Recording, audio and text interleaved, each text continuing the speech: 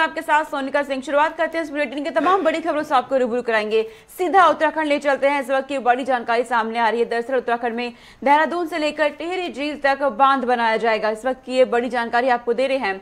ऐलान किया गया है इस वक्त उत्तराखंड सरकार की तरफ से कि देहरादून में बांध बनाया जाएगा। देहरादून से लेकर टिहरी झील तक इस बांध को बनाया जाएगा। इस वक्त की ये बड़ी जानकारी सामने आ रही है।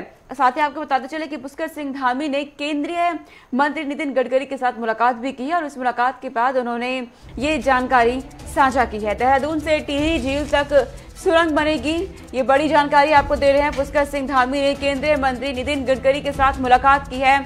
साथ ही इस मुलाकात के दौरान टिहरी झील तक पर्यटकों की पहुंच बढ़ाने के लिए डबल लेन टनल का प्रस्ताव भी रखा गया है।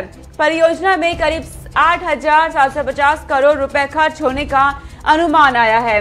ये बड़ी जानकारी इस वक्त की आपको दे रहे हैं। देहरादून से टिहरी झील तक सुरंग बनेगी और पुष्कर सिंह धामी ने केंद्रीय मंत्री नितिन गडकरी से मुलाकात की है। मुख्यमंत्री पुष्कर सिंह धामी और केंद्रीय मंत्री नितिन गडकरी के आपस में मुलाकात हुई है, जिसके बाद टिहरी झील और पर्यटकों की पहुंच बढ़ाने के लिए डबल लेन टनल का प्रस्ताव रखा गया है। दरअसल मुख्यमंत्री पुष्कर सिंह धामी दिल्ली दौरे पर गए, जिस दौरान उन्होंने तमाम बड़े नेताओं के साथ मुलाकात की। बीते दिन केंद्रीय रक्षा मंत्री राजनाथ सिंह के साथ उनकी मुलाकात हुई और अब उन्होंने केंद्रीय मंत्री नितिन गडकरी के साथ मुलाकात की है और इस मुलाकात के दौरान उन्होंने देहरादून से लेकर टिहरी झील तक सुरंग बनाने का प्रस्ताव रखा है। परियोजना में करीब 8,750 करोड़ रुपए खर्च होने का अनुमान लगाया गया है। ये बड़ी जानकारी इस वक्त की आपको हम दे रहे हैं। देहरादून से टिहरी झील तक सुरंग बनेगी, इस वक्त की बड़ी जानकारी सामने आ रही है। मुख्यमंत्री पुष्कर सिंह धामी ने केंद्रीय मंत्री नितिन गडकरी के साथ मुलाकात की और इस मुलाकात में टिहरी झील तक पर्यटकों की पहुंच बढ़ाने के लिए डबल लेन टनल का प्रस्ताव रखा गया है। और इस परियोजना में आपको बता दें कि तकरीबन 8,750 करोड़ से ज्यादा का खर्च होने का अनुमान भी लगाया गया है।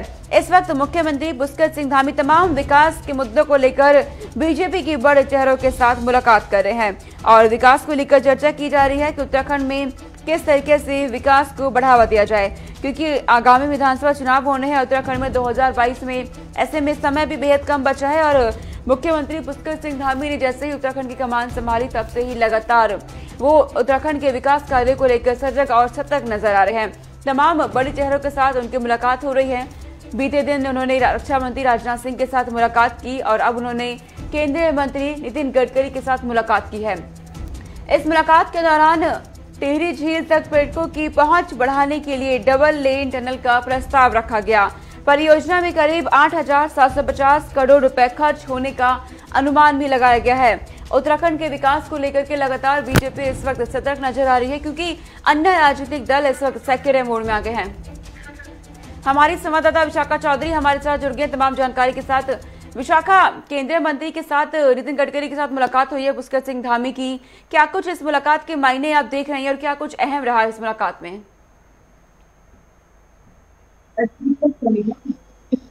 फिलहाल चल रहा है और जिस तरीके से उन्होंने राजनाथ सिंह के बाद जो सड़क और परिवहन मंत्री हैं नितिन गडकरी, उनसे बातचीत की है और जाहिर तौर पर राज्य के विकास के लिए जो तमाम चीजें मुख्यमंत्री पुष्कर सिंह धामी की तरफ से कही गई हैं और जिसमें सड़क परियोजनाओं पर कई अहम जो प्रस्ताव है मुख्यमंत्री के द्वारा वो दिए गए हैं और जिसमें हम बात कर रहे हैं जो टिहरी झील तक जो 2 लेन की जो टनल का जो प्रस्ताव है वो मुख्यमंत्री पुष्कर सिंह धामी ने नितिन गडकरी के सामने रखा है।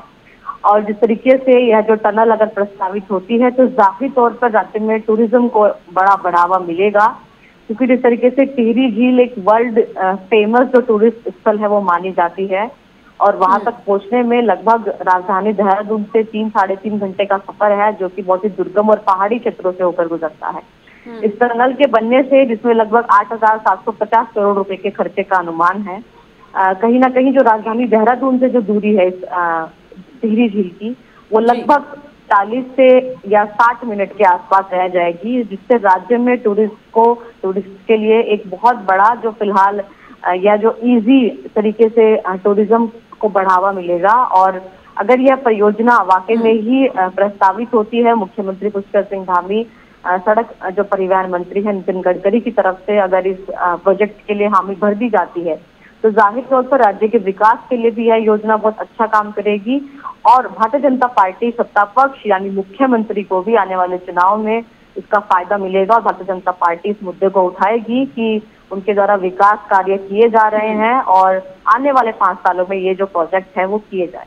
जी, यानी ये माना जाए विशाखा कि अब उत्तराखंड में विकासवाद के जरिए 2022 में सत्ता में काबिज होने का प्रयास किया जा रहा है। जी बिल्कुल सोनिका, फिलहाल जिस तरीके से मुख्यमंत्री एक्शन मोड में है, लगातार फैसले ले रहे हैं, केंद्रीय नेतृत्व से जैसे उनकी बातचीत चल रही है उसको लेकर यही कहा जा सकता है कि फिलहाल मुख्यमंत्री हर मौके को, हर समय को अपने पक्ष में बनाने के लिए तैयार हैं और पूरी तरीके से प्रयास कर रहे हैं कि भारतीय जनता पार्टी के लिए एक ऐसा माहौल करे, चुनावी माहौल ऐसा तैयार किया जाए जिसमें तमाम मुद्दे वो जनता के बीच जाकर रखे, जिसमें विकास का एक बड़ा मुद्दा बनाने की शायद जो मुख्यमंत्री पुष्कर सिंह धामी भारतीय जनता पार्टी है वो कोशिश में है। क्योंकि जिस तरीके से मुख्यमंत्री कई प्रोजेक्ट पर राजनाथ सिंह से जिस तरीके से उन्होंने बात की है, सड़क और बागेश्वर को लेकर जो सड़क जो उन्होंने प्रस्तावित की है और उसके बाद टनल को लेकर जो प्रस्ताव हुए हैं, जाहिर तौर पर विकास का एक मुद्दा शायद भारतीय जनता पार्टी बनाकर आने वाले चुनाव में जरूर बनाए और तमाम जो फिलहाल कोशिशें हैं वो मुख्यमंत्री के द्वारा इसी को लेकर की जा रही। ठीक है विशाखा, तमाम जानकारी आपने दी कि किस तरीके से मुलाकात हुई है पुष्कर सिंह धामी की केंद्रीय मंत्री नितिन गडकरी के साथ और क्या कुछ मुलाकात के दौरान रहा। बहुत शुक्रिया तमाम जानकारी हम तक पहुंचाने के लिए। आगे रुक करते हैं, कांग्रेस नेता हरीश रावत ने रोजगार गारंटी का कार्ड खेला है। दरअसल उत्तराखंड में विधानसभा चुनाव होने हैं और कांग्रेस लगातार एक्टिव मोड में नजर आ रही है। रणनीति बनाई जा रही है कि किस तरीके से 2022 को साधा जाए। अब हरीश रावत ने रोजगार गारंटी का दाव खेल दिया है। दरअसल आपको बता दें कि हरीश रावत ने एक बार फिर से रोजगार गारंटी कार्ड का दाव खेल दिया। न्याय योजना के तहत बेरोजगारी भत्ता देगी कांग्रेस। ये कांग्रेस की तरफ से कहा जा रहा है कि न्याय योजना के तहत बेरोजगारी भत्ता देगी। और इसी के साथ बड़ी जानकारी ये सामने आ रही है, हरीश रावत ने युवाओं से गारंटी कार्ड भरने की अपील भी की है। कांग्रेस नेता हरीश रावत ने युवाओं से गारंटी कार्ड भरने की अपील की है। 2022 से पहले सभी पार्टियां आजमा रही हैं दाव। दरअसल रोजगार इस वक्त उत्तराखंड में एक अहम मुद्दा बना हुआ है और रोजगार को लेकर इस वक्त सभी पार्टियां अपना दाव भी आजमा रही हैं। इसमें अब कांग्रेस ने भी अपने कदम रख दिए हैं। कांग्रेस नेता हरीश रावत ने ऐलान कर दिया है कि रोजगार गारंटी कार्ड पर दाव खेलेगी और साथ ही अपील कर रही है युवाओं से कि गारंटी कार्ड भरे। तमाम युवाओं को इस वक्त साधने की कोशिश की जा रही है रोजगार अपील के जरिए। इस वक्त की बड़ी जानकारी आपको दे रहे हैं। कांग्रेस लगातार एक्टिव मोड में नजर आ रही है और तमाम रणनीति बनाई जा रही है कि किस तरीके से वोटर्स को भुनाया जाए।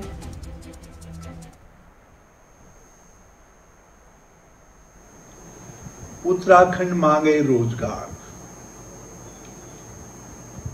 हमने अपने कार्यकाल में रोजगार को सर्वाधिक प्राथमिकता दी, सरकारी पदों को रिक्त नहीं रहने दिया। आज स्थितियां उलट गई। मैं उस दिशा में सरकार के ऊपर नैतिक दबाव बनाने में लगा हुआ। मैं आप सबसे एक कर्तव्य से भी बंधा हुआ हूं।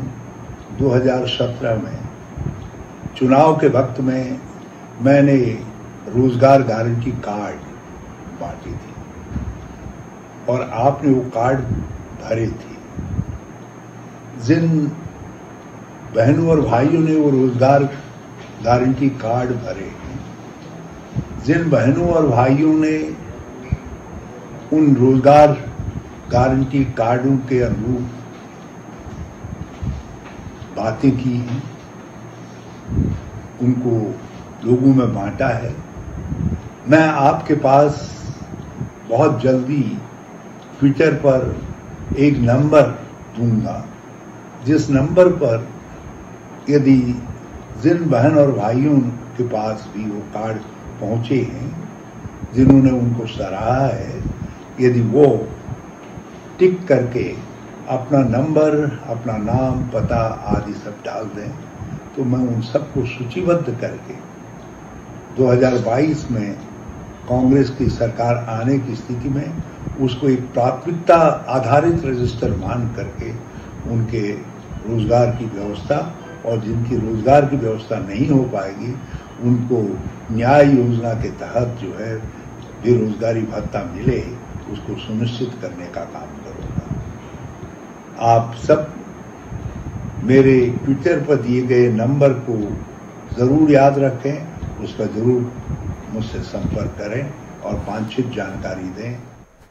ज्यादा जानकारी के साथ हमारे संवाददाता नवीन शुक्ला हमारे साथ जुड़ रहे हैं। नवीन, जिस तरीके से इस वक्त हरीश रावत ने रोजगार को लेकर ऐलान किया है, रोजगार गारंटी कार्ड का दाव खेल रही है, क्या लगता है ये गारंटी कार्ड का दाव चल पाएगा उत्तराखंड में कांग्रेस का? जी निश्चित तौर पर जिस तरीके से टीवी स्क्रीन पे दिख रहा था, हरीश रावत जी ने साफ तौर पर कहा था कि मैंने 2017 में रोजगार गारंटी कार्ड बांटे थे और जिन युवाओं को बांटे थे और लोगों ने भरे भी थे, तो कहीं ना कहीं पूर्व मुख्यमंत्री हरीश रावत एक रोजगार के लिए जो आम जो लोग हैं, जो युवा हैं, उनको रोजगार देने की बात कह रहे हैं कि अगर उनकी सरकार 2022 में आती तो कहीं ना कहीं जो कांग्रेस सरकार है वो रोजगार देगी। और अगर रोजगार नहीं मिलता है, जिन लोगों को रोजगार नहीं मिलेगा उन्हें भत्ता मिलेगा, तो कहीं ना कहीं अब चुनावी माहौल है, 2022 की तैयारी है, इसके लिए समीकरण साधने की तैयारी कर ली गई है। कांग्रेस की तरफ से तमाम सारे जो पिछले वादे थे उसे फिर से भुनाया जा रहा है, लोगों से आम जनता तक उन वादों को फिर से बताया जा रहा है कि हमने 2017 में वादा किया था, अगर 22 में फिर से कांग्रेस की अगर सरकार बनती है तो हम इन वादों को जरूर पूरा करेंगे। और इसके साथ ही अब कहीं ना कहीं 2022 का समीकरण साधने की कांग्रेस की तैयारी चल रही है कि 22 में किस तरीके से जनता के बीच में जाया जाए, क्या कुछ वादे लेकर जनता के बीच में जाया जाए कि सत्ता में काबिज होने के लिए जो भी वादे हैं वो लेकर कांग्रेस जाएगी। और कांग्रेस का साफ तौर पर हरीश रावत जी कह भी रहे थे कि अगर हम सत्ता में आते हैं तो हम रोजगार की गारंटी लेते हैं और युवाओं को हम अपील भी करते हैं कि रोजगार गारंटी कार्ड भरना शुरू कर दें। नवीन, इस वक्त तमाम पार्टियां रोजगार को लेकर के युवाओं को साधने की कोशिश कर रही है, लेकिन आप युवाओं का मूड क्या देख रहे हैं? अगले 5 साल किसे युवा चुनना चाहेगी, क्या मूड आप देख पा रहे हैं? जी निश्चित तौर पर सरकारों ने वादे जरूर किए थे, कहना है कि जो हमें रोजगार देगा, क्योंकि लगातार उत्तराखंड में रोजगार को लेकर धरने भी हो रहे हैं। कई सारे जो युवा हैं वो साफ तौर पर उनका यही कहना है कि सरकार जल्द से जल्द हमारे रोजगार के बारे में सोचे, क्योंकि अभी कोविड काल चल रहा था, तमाम सारी व्यवस्थाएं पूरी तरीके से क्षतिग्रस्त हो गई थी, लेकिन अब जब कोविड खत्म हुआ है तो सरकार ने अपनी प्राथमिकता यह जरूर की है कि रोजगार की दिशा में कार्य कर रहे हैं। खुद मुख्यमंत्री पुष्कर सिंह धामी ने साफ तौर पर कहा है कि लगातार युवाओं के लिए हम कार्य कर रहे हैं, इसके साथ ही पर्यटन से जुड़े व्यवसायियों के लिए काम कर रहे हैं। तो साफ तौर पर सरकार का यही कहना है कि जल्द से जल्द रोजगार दिया जाएगा और तमाम सारी भर्तियों को खोला जाएगा। ठीक है नवीन, तमाम जानकारी आपने दी कि किस तरीके से उत्तराखंड में इस वक्त राजनीति को लेकर के हलचल चल रही है। कांग्रेस भी लगातार एक्टिव मोड में नजर आ रही है, रोजगार कार्ड खेल दिया है कांग्रेस ने। बहुत शुक्रिया तमाम जानकारी हम तक पहुंचाने के लिए। आगे रुक करते हैं, आपको बता दें कि भाकियू के नेता राकेश टिकैत इस वक्त उत्तराखंड में भू कानून का समर्थन करते नजर आ रहे हैं। ये बड़ी जानकारी इस वक्त के सामने आ रही है और राकेश टिकैत की तरफ से लगातार बीजेपी पर भी तंज कसा जा रहा है। राकेश टिकैत ने भाई भू कानून का समर्थन किया है, इस वक्त की बड़ी जानकारी आपको दे रहे हैं। उनकी तरफ से कहा गया है कि बाहरी लोगों को जमीन बेच रही है बीजेपी सरकार। उत्तराखंड में मजबूत भू कानून की मांग चल रही है, आपको बता दें, और इसी के तहत भू कानून के समर्थन में राकेश टिकैत उतर गए हैं। उत्तराखंड सरकार पर राकेश टिकैत ने कई आरोप भी लगाए हैं। ये बड़ी जानकारी इस वक्त की आपको दे दें। दरअसल राकेश टिकैत इस वक्त देहरादून पहुंच गए हैं और उन्होंने देहरादून पहुंचते ही बीजेपी पर निशाना साधा है। राकेश टिकैत की तरफ से कहा गया है कि अगर देश और उत्तराखंड को बचाना है तो सभी को किसान मोर्चे का समर्थन देना होगा। बीजेपी के राज में किसान बहुत परेशान हैं। साथ ही उन्होंने ये भी कहा कि केंद्र और राज्य में बीजेपी की नहीं बल्कि उद्योगपति की सरकार है। ये किसान मोर्चा के राष्ट्रीय अध्यक्ष राकेश टिकैत की तरफ से कहा गया है। इस वक्त की बड़ी जानकारी आपको दे रहे हैं। राकेश टिकैत उत्तराखंड पहुंचे और इसी बीजेपी पर तंज कसा। हमारा ये एतराज है, कॉन्ट्रैक्ट फार्मिंग भी होगी। जिस तरह से पूरा उत्तराखंड बर्बाद हुआ है, ये देश उसी तरह से बर्बाद होगा। उत्तराखंड में हमने पहले वाली सरकार को भी कहा और इस वाली सरकार को भी हमने कहा कि यहां पर अगर उत्तराखंड में 4-5 पॉलिसी आप लागू करोगे तो उत्तराखंड का किसान, मजदूर, यहां का जो जवान है वो बच सकता है। उसमें विलेज टूरिज्म पॉलिसी, ये हिमाचल की पॉलिसी है, आप उसको लागू करो। हिमाचल और उत्तराखंड के एक ही पहाड़ है, हिमाचल कहां है और उत्तराखंड कहां है, ये पॉलिसी लागू करनी पड़ेगी। टूरिज्म बहुत यहां पे आता है, अगर उसका पैसा यहां के लोगों में ही मिले, बटे, तो ये नहीं कि होटल दिल्ली वालों का है, पैसा बाहर से सीधा फिर वहां ट्रांसफर हो गया। विलेज टूरिज्म पॉलिसी यहां पे लागू करें यहां की सरकारें, तो उसका पैसा यहां के लोगों में बटेगा, मिलेगा। ज्यादा जानकारी के साथ हमारे संवाददाता धनराज गर्ग हमारे साथ जुड़ रहे हैं। धनराज, जिस तरीके से राकेश टिकैत उत्तराखंड पहुंच गए हैं और सीधा सीधा भू कानून का समर्थन कर रहे हैं, क्या मंशा इसके पीछे आप देख रहे हैं? अनिका, बिल्कुल आपको बताते चले कि जिस तरीके से किसान के राष्ट्रीय नेता राकेश टिकैत देहरादून पहुंचे और उन्होंने साफ तौर पर भू कानून का समर्थन करते हुए बीजेपी पर निशाना साधा है और साफ तौर पर उन्होंने यही कहा है कि जिस तरीके से भू कानून उत्तराखंड में अभी तक लागू नहीं किया गया है उसको लागू किया जाना चाहिए, क्योंकि जो जमीनें हैं उत्तराखंड की वो कहीं ना कहीं बाहर के व्यक्ति को बेची जा रही है, जो बीजेपी बेचना चाहती है। लेकिन उन्होंने साथ ही उन्होंने ये भी कहा है कि जो भू कानून है उसको जल्द से जल्द बीजेपी को लागू करना चाहिए और उन्होंने साफ तौर पे जनता से अपील भी की है कि जो किसानों का आंदोलन चल रहा है उसमें समर्थन देने की बात उन्होंने जनता से की है कि यदि जनता को देश और उत्तराखंड बचाना है तो उनको किसानों के साथ आना होगा और समर्थन देना होगा, तभी देश और उत्तराखंड प्रदेश बच सकता है। वहीं आपको बताते चले कि जिस तरीके से उन्होंने निशाना साधते हुए बीजेपी पे साफ तौर पर कई आरोप यहाँ पर गढ़े हैं और साफ तौर पर उन्होंने यही कहा है कि बीजेपी कहीं ना कहीं एक तरीके से पूंजीपतियों की, उद्योगपतियों की जो सरकार है वो बीजेपी की सरकार है, चाहे वो केंद्र की सरकार हो चाहे प्रदेश की सरकार हो, कहीं ना कहीं पूंजीपतियों की सरकार है और उद्योगपतियों की सरकार है। जी सोनिका। धनराज, ये जानकारी भी दीजिएगा कि उत्तराखंड में आगामी विधानसभा चुनाव होने हैं, क्या चुनावों को देखते हुए ही राकेश टिकैत इस तरीके से उतर रहे हैं समर्थन में? जी बिल्कुल सोनिका, ये माना जा सकता है कि जिस तरीके से आगामी 2022 के चुनाव होने हैं, लेकिन अभी तक किसान मोर्चे की तरफ से कोई भी ऐसा बयान जारी नहीं किया गया है कि वो किसान मोर्चे का कोई भी पदाधिकारी या कोई भी कार्यकर्ता चुनाव में उतरेगा। हालांकि जिस तरीके से देखा जाए तो कहीं ना कहीं बीजेपी के नेताओं की बात करें तो उनका साफ तौर पे यही कहना है कि ये चुनावी स्टैंड किसानों का लग रहा है कि जिस तरीके से आंदोलन लगातार किसान कर रहे हैं तो कहीं ना कहीं ये कांग्रेस की दूसरी पार्टी बनने के लिए तैयार हो रही है और साफ तौर पर बीजेपी की तरफ से भी आरोप लगाए जा रहे हैं कि ये कांग्रेस के बहकावे में आकर और कुछ अनैतिक तत्वों के बहकावे में आकर ऐसी बयानबाजी कर रहे हैं। जी ठीक है धनराज, तमाम जानकारी आपने दी कि किसान नेता राकेश टिकैत इस वक्त उत्तराखंड पहुंच गए और सीधा सीधा भू कानून का समर्थन करने पर उतर आए हैं। हालांकि विधानसभा चुनाव भी होने हैं उत्तराखंड में, ऐसे में एक चुनावी स्टंट के तौर पर भी देखा जा रहा है। बहुत शुक्रिया तमाम जानकारी हम तक पहुंचाने के लिए। आगे रुक करते हैं, उत्तराखंड में मौसम लगातार करवट ले रहा है, एक बार फिर से मौसम बदल गया है, जिसके बाद भूस्खलन की तस्वीरें भी देखने को मिल रही है। उत्तराखंड से लगातार तेज बारिश का दौर इस वक्त उत्तराखंड में चल रहा है। इस वक्त की यही जानकारी आपको दे रहे हैं। उत्तराखंड में मौसम लगातार बदल रहा है। उत्तराखंड में बारिश के साथ दुश्वारियों का दौर भी अब शुरू हो गया है। भूस्खलन से बद्रीनाथ हाईवे बंद हो गया है। इस वक्त की बड़ी जानकारी सीधे उत्तराखंड से। पहाड़ों में भूस्खलन के कारण जगह जगह मार्ग बाधित हो गए हैं और इसी के साथ उत्तराखंड में रुक रुक कर बारिश का दौर लगातार जारी है।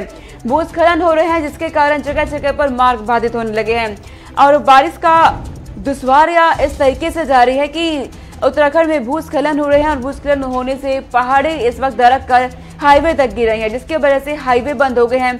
कई सड़कों से संपर्क टूट गया है, जिससे यातायात व्यवस्था भी बुरी तरीके से प्रभावित हो रही है और लोगों को बेहद परेशानियों का सामना करना पड़ रहा है। और भूस्खलन इस तरीके से देखा जा रहा है उत्तराखंड में मानो मौत का मंजर सामने आ गया हो। इस वक्त उत्तराखंड में जीवन बहुत ज्यादा ही अस्त व्यस्त हो गया है। लोगों को जीवन बहुत चुनौतीपूर्ण हो चला है, क्योंकि लगातार बीते कई दिनों से बारिश का दौर उत्तराखंड में चल रहा है। मौसम विभाग लगातार अपडेट जारी कर रहा है, चेतावनी जारी कर रहा है और लोगों से अपील की जा रही है कि बाहर निकलने से बचे, खासकर पहाड़ी क्षेत्रों में जाने से बचे, क्योंकि लगातार भूस्खलन इस वक्त उत्तराखंड में हो रहा है और भूस्खलन होने से पहाड़ों भी दरक के टूटने कर नीचे गिरने लगी हैं। नदियों में इस वक्त उफान देखा जा रहा है और नदियों में उफान के चलते मलबे सड़कों तक पहुंच गए हैं। इससे जल जमाव की समस्या भी उत्तराखंड में इस वक्त देखी जा रही है। बेहद परेशानियां लोगों को हो रही है उत्तराखंड में।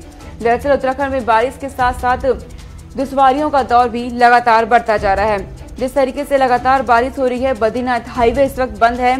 हालांकि बद्रीनाथ हाईवे के साथ साथ कई हाईवे इस वक्त बंद हो गए हैं और सड़कों से संपर्क मार्ग लगातार टूटता जा रहा है। खासकर ग्रामीण क्षेत्रों की बात करें तो ग्रामीण क्षेत्रों में लगातार संपर्क टूट रहा है और लोग बेहद परेशान नजर आ रहे हैं। भूस्खलन हो रहा है उत्तराखंड में लगातार और भूस्खलन होने से बद्रीनाथ हाईवे इस वक्त बंद हो गया है। यातायात व्यवस्था बुरी तरीके से प्रभावित हो रही है। सड़कें इस वक्त कई टूट गई हैं। लोगों का जीवन अस्त व्यस्त हो चला है। उत्तराखंड में जिस तरीके से लगातार बारिश का दौर चल रहा है, सिर्फ और सिर्फ पानी ही पानी इस वक्त उत्तराखंड में नजर आ रहा है। नदी नाले इस वक्त उफान पे नजर आ रहे हैं। लोगों में दहशत बनी हुई है, खासकर निचले इलाकों में के लोगों जो नदी किनारे के तट पर रहते हैं उनमें दहशत देखी जा रही है। लगातार उत्तराखंड का मौसम बदल रहा है, कभी बादल छाए रहते हैं तो कभी रुक रुक कर बारिश हो रही है। लगातार बारिश का दौर उत्तराखंड में इस वक्त बना हुआ है। इस वक्त बड़ी जानकारी आपको दे रहे हैं, उत्तराखंड में मौसम लगातार करवट ले रहा है। ऐसे में लोगों से अपील की जा रही है कि बाहर निकलने से बचें, क्योंकि भूस्खलन लगातार उत्तराखंड में देखा जा रहा है। पहाड़ों में भूस्खलन के कारण जगह जगह मार्ग भी बाधित होते नजर आ रहे हैं और भूस्खलन से बद्रीनाथ हाईवे इस वक्त बंद है। उत्तराखंड में लगातार रुक रुक कर बारिश का दौर लगातार जारी है। ये इस वक्त मौसम का अपडेट आपको दे रहे हैं उत्तराखंड से। बड़ी जानकारी, उत्तराखंड में लगातार बारिश का दौर चल रहा है। जिस तरीके से भूस्खलन की तस्वीरें देखने को मिल रही हैं, पहाड़ी लगातार टूट रही हैं।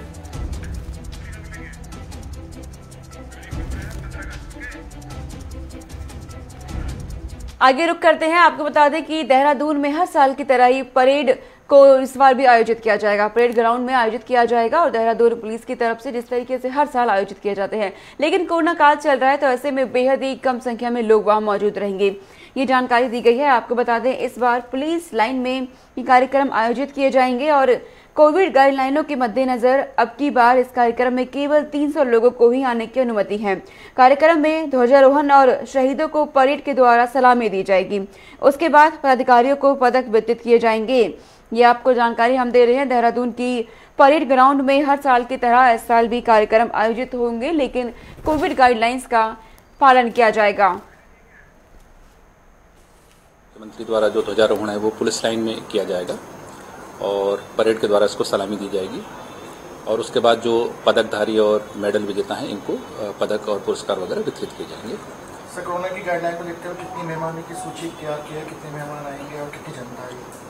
चूँकि कोविड गाइडलाइन अभी लागू है, इसलिए इसमें जो दर्शक और इनवाइटीज हैं उनकी संख्या लिमिटेड रखी गई है और ये संख्या जो मेरे को जानकारी है वो 300 रखी गई। तो माननीय मुख्यमंत्री। आगे बढ़ते हैं। उत्तराखंड के लंडौरा में एक शव मिला है। दरअसल एक महिला का शव मिलने से हड़कंप मच गया। ये जानकारी इस वक्त की सामने आ रही है। उत्तराखंड के लंडौरा में तालाब के पास एक महिला का शव मिलने से लोगों में हड़कंप मच गया।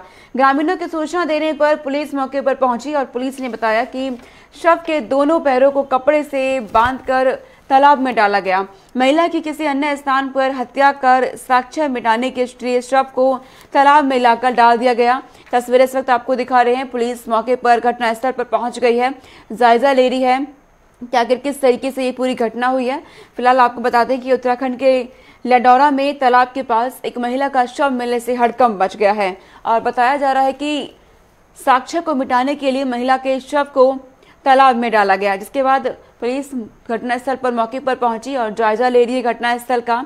इस वक्त तलाशी ली जा रही है तमाम जगहों की। ग्रामीण की सूचना पर पुलिस वहां पहुंची है। जानकारी आपको दे रहे हैं। उत्तराखंड के लंडौरा में शव मिलने से यह हड़कंप मचा है।